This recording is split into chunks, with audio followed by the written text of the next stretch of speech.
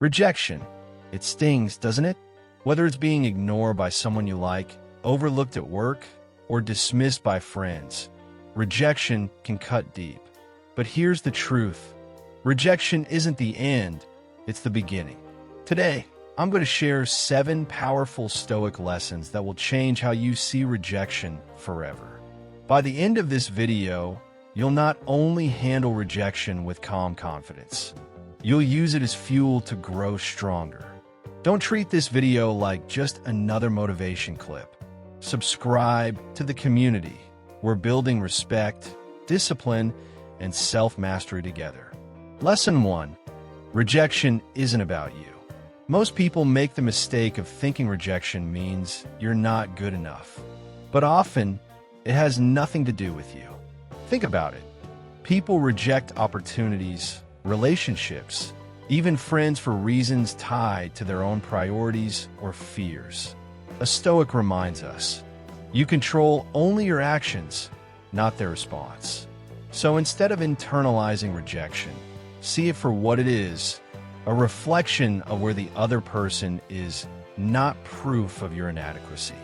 Rejection stings because we often tie it to our self-worth. But here's the truth. Rejection is rarely a verdict on your value. It's more often a mirror of someone else's timing, needs, or limitations. Maybe they weren't ready. Maybe they were afraid. Maybe they were chasing something else entirely. Whatever the reason, it's not your job to carry their baggage. A Stoic would say, you are not disturbed by events, but by your interpretation of them. So reinterpret rejection. Instead of asking, what's wrong with me? Ask, what can I learn from this? Or even better, what door might this be opening instead? Growth-minded people don't fear rejection. They use it. They understand that every no is just a redirection, not a dead end.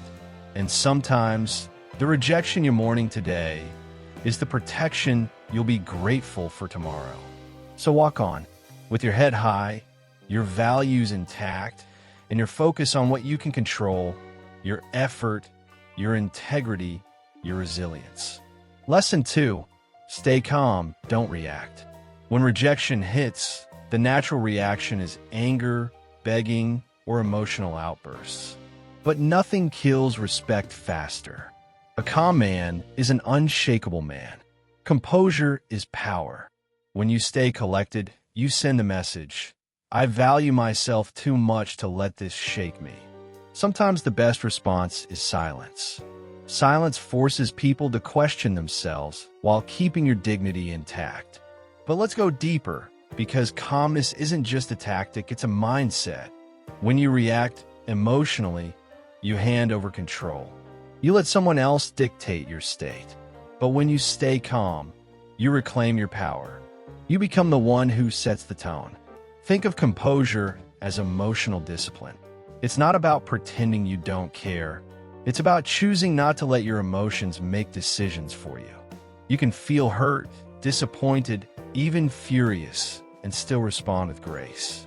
This doesn't mean you suppress your feelings. It means you process them privately, not perform them publicly. You don't need to prove your pain to anyone. Your silence, your stillness, your refusal to be rattled. That speaks louder than any outburst ever could. In a world that rewards noise, be the one who moves in quiet strength. People remember that. They respect it. And most importantly, you respect yourself more for it. Lesson 3. Walk away with dignity. The worst thing you can do after rejection? Chase. Chasing says, my value depends on your approval. But walking away with dignity says, I know my worth. Think about it. Have you ever respected someone more because they begged? Of course not. True power lies in detachment. When you walk away, you show strength, and you create curiosity. Letting go isn't weakness, it's wisdom. It's the quiet confidence that says, I don't need to convince you. I'll be fine either way. That kind of energy is magnetic. It shifts the dynamic. Suddenly, you're not the one seeking validation. You're the one others wonder about. Detachment doesn't mean apathy. It means refusing to tie your identity to someone else's decision. It's the art of saying, I showed up with honesty and effort. If that wasn't enough for you, I'll take it elsewhere. Walking away with dignity is a form of self-respect. It's how you protect your peace. It's how you remind yourself and others that your value isn't up for negotiation. So next time rejection knocks, don't chase, don't plead, don't perform. Just pivot, quietly, powerfully, and let your absence speak volumes. Lesson 4. Focus on self-mastery. Here's the truth. When you're leveling up, rejection starts to feel small. Invest in your growth. Physically, mentally, financially, spiritually. When you're building yourself up, no rejection can derail you. Marcus Aurelius put it perfectly. Waste no more time arguing what a good man should be. Be one. Make rejection your fuel. Every no becomes energy to refine yourself, so the next door you walk through is bigger than the last. Self-mastery is the quiet revolution. It's not loud. It doesn't beg for attention, but it transforms everything. When you're focused on becoming the best version of yourself, rejection becomes background noise. You stop chasing approval and start attracting respect. The gym, the books, the discipline, the solitude, it all adds up. You become someone who doesn't just survive setbacks, but thrives because of them. You stop asking, why didn't they choose me? And start saying, I'm choosing myself. And here's the paradox. The more you master yourself, the less you need validation, and the more people want to validate you. That's the power of quiet confidence. It doesn't demand attention. It earns it. So build, refine, elevate. Let every rejection sharpen your edge. Because the man who's focused on mastery isn't worried about closed doors. He's too busy building his own. Lesson 5. Stop seeking validation. One of the biggest reasons rejection stings is because we crave validation. We want people to like us, to accept us, to approve of us. But here's the Stoic truth. If your confidence depends on other people's opinions, you'll always be fragile. Respect yourself first. Set your own standards. When you carry yourself like you're enough, you stop being controlled by who rejects or accepts you. Validation is a moving target. One day they love you, the next they don't. If your self-worth rises and falls with their applause, you'll live in emotional chaos. But when your sense of value comes from within, you become unshakable. This doesn't mean you ignore feedback or isolate yourself. It means you filter opinions through your own values. You ask, does this align with who I'm becoming? Instead of do they like me? The truth is, people respect those who don't need their approval. There's power in being grounded in your own identity, in knowing who you are, what you stand for, and what you won't compromise. So stop chasing validation. Start cultivating self-respect. Because the moment you stop needing to be chosen is the moment you become undeniable. Lesson 6. Use rejection as fuel. Rejection doesn't have to be the end of your story. It can be the turning point. Every no is a challenge. Instead of sulking, let it ignite you. Prove doubters wrong, not with arguments, but with results. Remember, some of the most successful people in history faced rejection after rejection, but they turned it into momentum. You can do the same. Rejection is feedback. It's friction. And friction, when used right, creates fire. The question isn't, why did they say no? It's, what can I build from this? Let rejection sharpen your focus. Let push you to train harder, think deeper, execute better.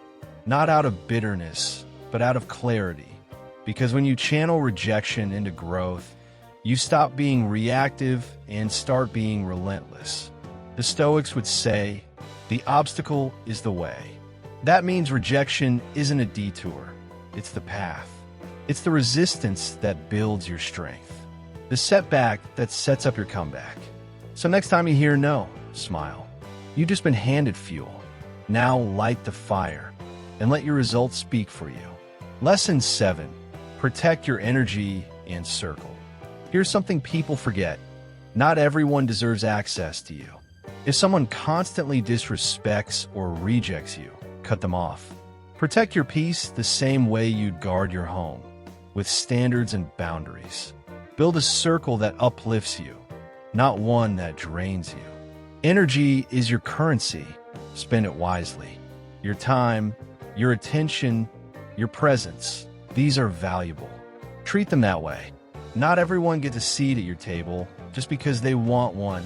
Some people come with chaos, with envy, with subtle disrespect disguised as jokes. And if you're not careful, they'll chip away at your confidence without you even noticing. A Stoic would remind you, associate with those who will make a better man of you. That means choosing people who challenge you to grow, who speak truth with kindness, who celebrate your wins and hold you accountable in your losses. You don't need a crowd. You need a core. A few solid people who match your values, respect your boundaries, and bring peace, not noise, into your life. So audit your circle, set your standards, and remember, protecting your energy isn't selfish, it's survival. Because when your space is sacred, your growth becomes unstoppable. Rejection is never easy, but when you see it through a Stoic lens, it transforms from an enemy into a teacher. The 7 lessons are simple. 1. Rejection isn't about you. 2. Stay calm, don't react. 3. Walk away with dignity. 4. Focus on self-mastery. 5. Stop seeking validation. 6. Use rejection as fuel. 7. Protect your energy and circle. Live by these, and rejection will never control you again. It will refine you. If you found this video valuable, don't just watch and scroll. Hit like, share this with someone who needs it, and subscribe to the community. Together, we're building respect, discipline, and self-mastery.